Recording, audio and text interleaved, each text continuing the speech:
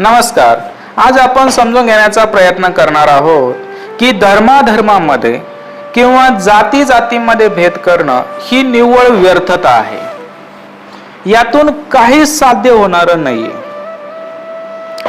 आणि धर्माच्या नावाखाली आतापर्यंत जेवढे काही युद्ध झालेले आहेत त्याच्यामध्ये लाखो करोडो लोकांचा नरसंहार झालेला आहे. लाखो करोडो लोक मेलेले आहेत, मृत्युमुखी पडलेले आहेत.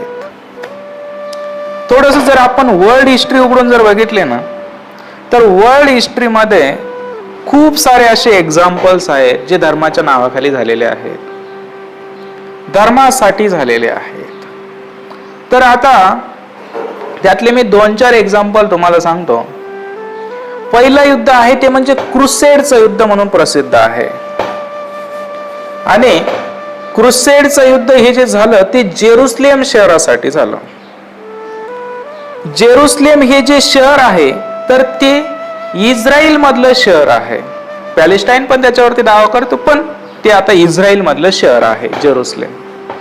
आणि हे जे जेरुसलेम शहर आहे तर हे 3 धर्मांसाठी फेमस आहे. 3 धर्मांसाठी महत्वाचं पवित्र स्थान आहे. यहुदी धर्म, ख्रिश्चन धर्म आणि मुस्लिम धर्म. यहुदी, ख्रिश्चन आणि मुस्लिम तिघही जे धर्म आहेत तर ते हे 3ही धर्म जेरुसलेम या शहराला पवित्र शहर मानतात. त्यामुळे त्यांना असं वाटायचं की हे जेरुसलेम हे जे शहर आहे हे आमच्या मालकी हक्कात असलं पाहिजे, आमचं याच्यावरती शासन असलं पाहिजे. आणि त्यामुळे यहुदी, ख्रिश्चन आणि मुस्लिम यांच्यामध्ये प्रचंड तेव्हा वाद झाला. हा वाद झाला 1095 ते 1291 दरम्यान. म्हणजे जवळपास हे जे युद्ध चाललं हे 200 वर्षापर्यंत चाललं. बरं, मग या 3 लोकांसाठी, या 3 धर्मांसाठी ही जेरुसलेम शहर एवढं महत्वाचं का आहे? तर त्याचं कारण असं आहे की यहुदी लोकांचं म्हणणं असं आहे की आमचं सर्वात जे प्राचीन मंदिर आहे ना तर ते जेरुसलेम शहरामध्ये आहे, त्यामुळे हे शहर आमच्या ताब्यात असलं पाहिजे. ख्रिश्चन लोकांचं म्हणणं असं आहे की आमचे जे येशू ख्रिस्त जे क्रूसवरती लटकले ना ते ह्या शहरामध्ये, आणि त्यांचा पुनर्जन्म जो झाला तो या शहरात झालेला आहे असं त्यांचा समज होता, अशी त्यांची मान्यता आहे. त्यामुळं हे शहर आमच्याच ताब्यात असलं पाहिजे. आणि मुस्लिमांचं म्हणणं असं होतं की आमच्या जगामध्ये 3 मशिदी खूप महत्वाच्या आहेत. मक्का, मदिना आणि जेरुसलेमची अल अस्का मशीद. अल अस्का मशीद ही खूप महत्वाची आहे असं त्यांचं म्हणणं आहे. तर ह्या ज्या 3 मशिदी आहे, मक्का, मदिना आणि जेरुसलेमची मशीद. मक्का, मदिना ही काही मशिदीची नावं आणि ही ठिकाणांची नावं आहे. तर मक्का, मदिना आणि अल अस्का मशीद ही जेरुसलेमची मशीद आहे. आणि ते म्हणतात की जगाच्या आमच्या 3 प्रमुख मशिदी आहेत, त्यापैकी ही एक मशीद आहे, त्यामुळे जेरुसलेम शहर हे आमच्या ताब्यात असलं पाहिजे. आणि त्याचबरोबर मुस्लिम लोक अजून एक दावा असा पण करतात की ते म्हणतात की ज्यावेळेस आमचे मोहम्मद पैगंबर हे मक्कावरून जेरुसलेमला म्हणजे अल अस्का मशिदीपर्यंत गेले आणि तिथून ते स्वर्गाला गेलेले आहेत, त्याच्यामुळे ते ठिकाण आमच्या ताब्यातच असलं पाहिजे. मग अशा या 3 प्रमुख धर्मांचे आहेत तर त्यांचं पवित्र ठिकाण, पवित्र स्थान जेरुसलेम मध्ये आहेत. त्यामुळे हे 3ही धर्म त्याच्यावरती हक्क दाखवतात. ख्रिश्चन पण, मुस्लिम पण आणि यहुदी धर्म पण. मग 1095 ते 1291 मध्ये यांच्यामध्ये प्रचंड वाद तयार झाला, प्रचंड युद्ध तयार झालं. जवळपास 200 वर्ष हे युद्ध चाललं आणि त्या युद्धामध्ये जवळपास 10 लाख ते 30 लाख लोक मृत्युमुखी पडले. असा मोठा नरसंहार तेव्हा झालेला होता. हे पहिलं युद्ध आपण एक डिस्कस केलं. जास्त आपण डिस्कस नाही करणार, 2-4 युद्ध बघू फक्त. दुसरं युद्ध आहे 30 years of war. 30 years of war नावातच आहे. 30 वर्ष युद्ध चाललं. 1618 ते 1648 पर्यंतच हे युद्ध चाललेलं आहे. 30 इयर्स ऑफ वॉर म्हणजे बघा, तेव्हा वेळेस महाराष्ट्रात जर आपण बघितलं तर छत्रपती शिवाजी महाराजांचा जन्म झालेला होता 19 फेब्रुवारी 1630, बरोबर. म्हणजे हा तोच कालखंड आहे. 1618 ते 1648 मध्ये हे 30 इयर्स ऑफ वॉर चाललेलं आहे. आणि हे जे वॉर आहे तर हे कॅथोलिक आणि प्रोटेस्टंट या दोन्ही मध्ये आहे. आता कॅथोलिक आणि प्रोटेस्टंट हे काही दोन्ही वेगवेगळे धर्म नाहीत, हे 2 वेगळे पंथ आहेत. कोणाचे पंथ आहेत तर हे दोन्ही पण जे आहेत तर हे ख्रिश्चन धर्माचे पंथ आहेत. म्हणजे ख्रिश्चन धर्माचेच ते 2 भाग आहेत. म्हणजे यांच्यामध्ये फरक असा आहे की कॅथोलिक जो पंथ आहे तर ते पोप आणि बायबल या दोघांना मानतात, आणि जे प्रोटेस्टंट आहे तर ते फक्त बायबलला अथॉरिटी मानतात. मार्टिन ल्युथर नंतर ही सुरुवात झाली. पण त्यांच्यामध्ये हा वाद तयार झाला कॅथोलिक आणि प्रोटेस्टंट मध्ये, आणि तो वाद इतका विकोपाला गेला की युरोपमध्ये त्यावेळेस इतका नरसंहार झाला की 40 ते 80 लाख लोक त्यावेळेस मेले, मृत्युमुखी पडले. 40 ते 80 लाख लोक हे 30 इयर्स ऑफ वॉरच्या दरम्यान. आणि अजून एक युद्ध जर सांगायचं झालं तर फ्रेंच वॉर्स ऑफ रिलिजन, म्हणजे हे कधी झालं तर 1562 तर ते 1598, म्हणजे जवळपास 36 वर्ष युद्ध चाललं. त्यावेळेस हे पण प्रोटेस्टंट आणि कॅथोलिक मध्ये झालेले युद्ध आहे. याच्या सुद्धा 20 ते 40 लाख लोक मृत्युमुखी पडले होते. अजून एखादं जर डिस्कस करायचं म्हटलं तर आपल्या सर्वांना माहिती आहे की पार्टिशन ऑफ इंडिया झालं. भारत जेव्हा स्वतंत्र झाला 1947 ला, तर त्यावेळेस भारत काय असा सहज स्वतंत्र झाला नाही, तर भारताची विभागणी झाली. भारत आणि पाकिस्तान सेपरेट झाला. त्यावेळेस भारतात राहणारे जे मुस्लिम होते तर ते पाकिस्तान मध्ये गेले, आणि पाकिस्तान मध्ये असणारे जे हिंदू आणि शीख होते ते भारतात आले. सर्वचे सर्व नाही आले, सर्वचे सर्व गेले पण नाही. भारतातले जे सर्व जर आपण म्हटलं तर जवळपास 70 ते 75 लाख मुस्लिम भारतातून पाकिस्तान मध्ये गेले, आणि 70 ते 75 लाख हिंदू आणि शीख भारतात आले. एवढ्या मोठ्या प्रमाणात ते स्थलांतर झालं. 70 ते 75 लाख लोक इकडून तिकडे गेले, आणि 70-75 लाख लोक तिकडनं इकडे आले. तर एवढे लोकांचं काय फक्त मायग्रेशन झालं का? नाही, फक्त मायग्रेशन नाही झालं, तर ह्या फक्त इकडून तिकडे गेले, तिकडून इकडे आले तर काही प्रॉब्लेम नव्हता. पण याच्यामध्ये खूप मोठ्या प्रमाणात दंगली झाल्या, खूप मोठ्या प्रमाणात नरसंहार झाला, खूप स्त्रियांवरती अन्याय अत्याचार झाला. जर तुम्ही हिस्ट्री उकडून बघाल तर शॉक होऊन जाल की त्यावेळेस इतका नरसंहार झाला, इतक्या स्त्रियांवरती अन्याय अत्याचार झाले. आणि त्या 1947 मध्ये हिंदू आणि मुस्लिम दोघांचे पण जर बघितले तर 10 ते 20 लाख लोक मृत्युमुखी पडले होते. तर अशा पद्धतीनं जे पार्टिशन ऑफ इंडिया आहे तर ते पण काही एवढं सहज झालं नाही. मला फक्त हे पार्टिशन पण नाही सांगायचं, मला एवढं सांगायचं की धर्माच्या नावाखाली आतापर्यंत किती युद्ध झाले हे तुम्ही 2-4 डिस्कस केले, पण हिस्ट्री असं सांगते की जवळपास 1.5 कोटी ते 3 कोटीच्या दरम्यान लोक मृत्युमुखी पडलेले आतापर्यंत. म्हणजे 1.5 कोटीच्या वरती 3 कोटीच्या आसपास जर आपण बघितलं म्हणजे 3 कोटी लोक ही मृत्युमुखी पडलेले आहेत. कशामुळे? फक्त धर्माच्या नावाखाली झालेल्या युद्धांमुळे. आणि काय साध्य झालं त्याच्यातून? काहीच साध्य झालं नाही. आतापर्यंत पण युद्ध होत आले आणि इथून पुढे पण युद्ध होतच राहणार आहे. आतापर्यंत पण द्वेष तसाच होता आणि इथून पुढे पण द्वेष वाढतच चालला, आणि यातून साध्य तर काही होणारच नाहीये. मग एवढा नरसंहार कशासाठी? थोडं लॉजिकली आपण आता या विज्ञानमय युगात असताना थोडा लॉजिकली या गोष्टींकडे थोडा विचार करायला शिकलं पाहिजे. सर्वांनी शिकलं पाहिजे. कोणी एका विशिष्ट धर्माचा विषय नाही, धर्माचा विषयच नाही, हा फक्त एक जनरल विषय आहे. जर आपण बघितलं ना तर ज्या वेळेस आपण जन्माला आलो, आपल्याला जेव्हा समजायला लागलं त्यावेळेस आपलं नाव आपण ठेवलं नाही, आपलं नाव ऑलरेडी ठेवलं गेलेलं होतं. त्यावेळेस आपण आपला धर्म निवडला नाही, आपल्याला धर्म दिला गेलेला होता. आपण आपली जात निवडली नाही, आपल्याला जात दिली गेली होती. म्हणजे आपलं नाव, आपली जात, आपला धर्म आपण निवडलेला नाहीये. आपण संयोग वशात पर्टिक्युलर धर्मात जन्माला आलो. म्हणजे जसं हिंदू धर्मात जन्माला आलो म्हणून जय श्रीराम, असंच आपण मुस्लिम धर्मात जन्माला आलो असतो तर अल्लाहू अकबर वगैरे काहीतरी, किंवा जर आपण ख्रिश्चन धर्मात जन्माला असतो तर वेगळंच काहीतरी. म्हणजे जगात 200 धर्म आहेत, कुठेही जन्माला येऊ शकत होतो. आणि ही गोष्ट जर आपण निवडलेलीच नाहीये तर तिच्यावर एवढं ऑब्सेस होण्याचं काही एक कारण नाही आहे. समजून घेतली पाहिजे, जीवनात उतरवली पाहिजे. पण हीच सत्य, हेच खरं असं म्हणणं चुकीचं आहे. चुकीचं आहे किंवा त्या वाटेला नाही गेलं पाहिजे जास्त, असं मला वाटतं. कारण की ती गोष्ट आपण निवडलेली नाही, तो धर्म निवडण्यामागं आपलं कुठल्याही प्रकारचं कॉन्ट्रीब्युशन नाहीये. आणि थोडंसं अजून जर थोडं चिंतन करायचं झालं ना तर अजून एक असं चिंतन होतं की जेवढे धर्म आहेत सपोज आता एक सर्व धर्मांना आपण एक नाव देऊ, XYZ धर्म, मग त्याच्यात सगळं झालं हिंदू धर्म, कारण की स्पेसिफिक कुठल्या धर्माबद्दल आपण बोलत नाही, त्यामुळे आपण त्याला नाव दिलं XYZ धर्म. मग हिंदू धर्म, मुस्लिम धर्म, ख्रिश्चन धर्म, यहुदी धर्म, जे धर्म असतील ते, बौद्ध धर्म वगैरे सर्वच. तर आता हे जे धर्म आहेत XYZ याच्यात सर्वच आले. तर हा XYZ धर्म खरा आहे की त्या त्या धर्मातल्या लोकांनी मानून घेतला हा खरा आहे? हा खूप मोठा क्वेश्चन मार्क आहे. XYZ हा जो धर्म आहे हा खरा आहे की त्या त्या धर्मातल्या लोकांनी मानून घेतला हा खरा आहे? हा क्वेश्चन मार्क आहे. असं का? कारण की जर तो XYZ धर्म जर खरा आहे तर या सर्व लोकांमध्ये काय झालं असतं?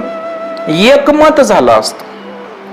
ज्या अर्थी या सर्व लोकांमध्ये जेवढे वाद झाले आपण हिस्ट्रीमध्ये बघतो, एवढे लोक मेलेले आहेत, नरसंहार झालेला आहे, ज्या अर्थी या लोकांमध्ये जर एकमत होऊ शकत नाही त्या अर्थी हे खरंच सत्य आहे का?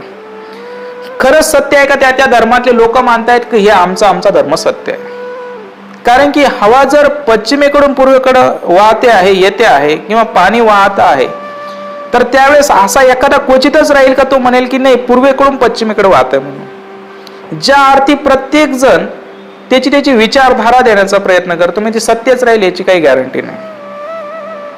यांच्यात एकमत नाही, त्यामुळेच ह्या धर्मावरती डाऊट तयार होतो.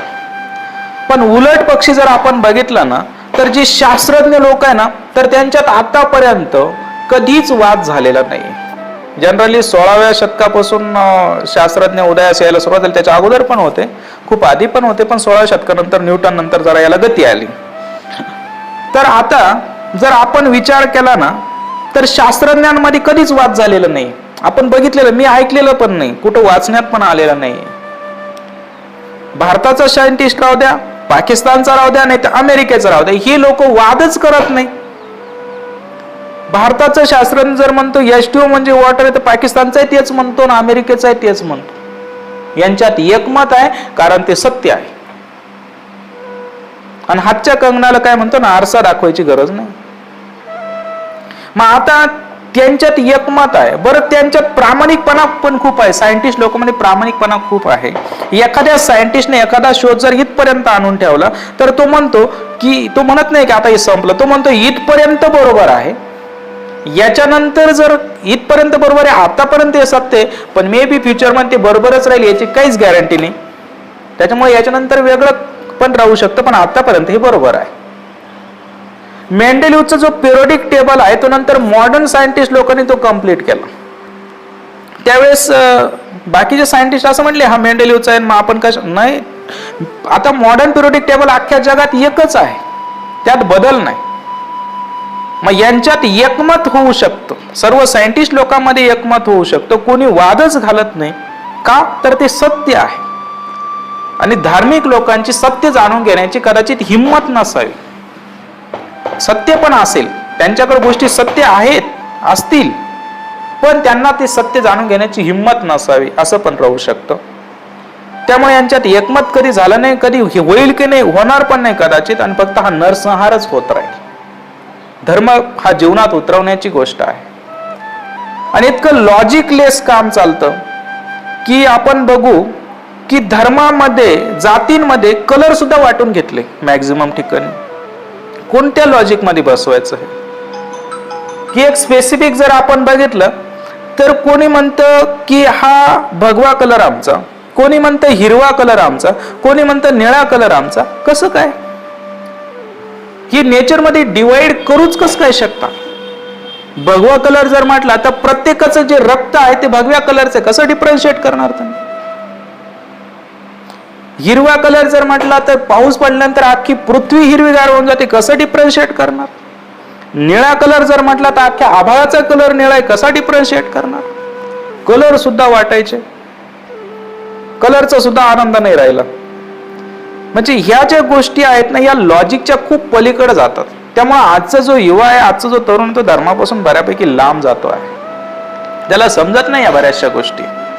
पण काही असो, भेद जो आहे तर तो भेद मात्र माणसाचा कमी झाला पाहिजे. कुठल्याही प्रकारचा, धर्माचा असेल, जातीचा असेल, हा भेद माणसामध्ये राहता कामा नये.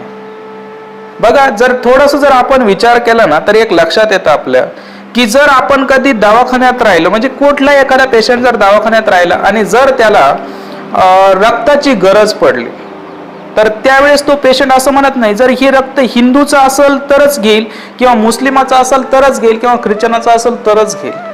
त्यावेळेस तो फक्त ब्लड ग्रुप मॅच करतो.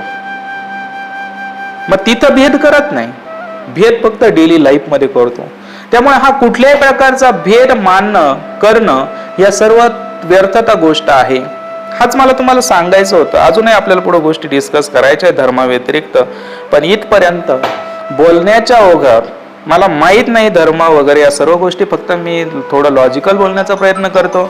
पण याच्यामध्ये जर चुकून जर काही गेलं असेल तर मी सर्वांची क्षमा पण मागतो, कारण की हा सेन्सिटिव्ह मुद्दा आहे. आणि आता आपण थोडंसं पुढे डिस्कस करूया.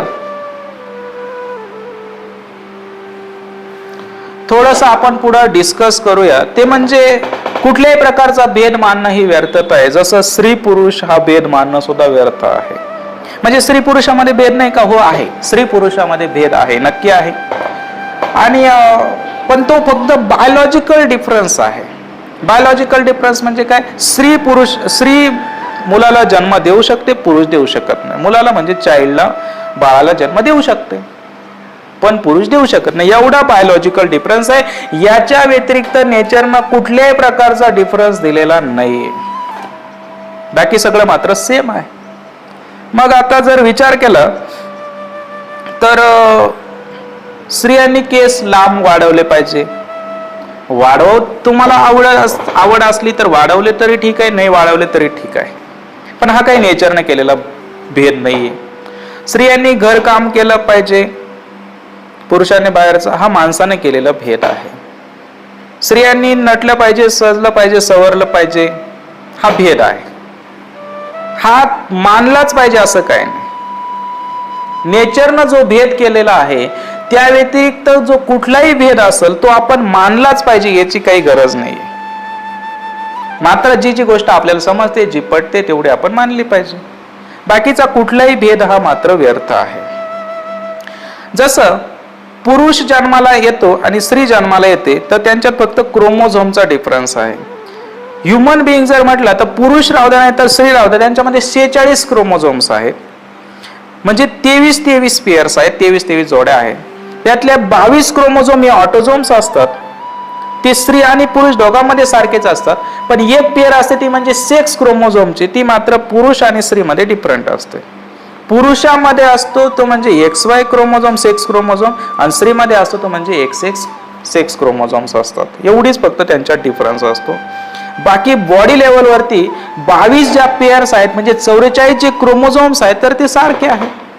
त्यामुळे नेचरनं एवढं डिफरन्शिएट केलेलं नाही. त्यामुळे आपणही कुठल्याही प्रकारचा एवढा भेद मानणं काही कामाचं नाही.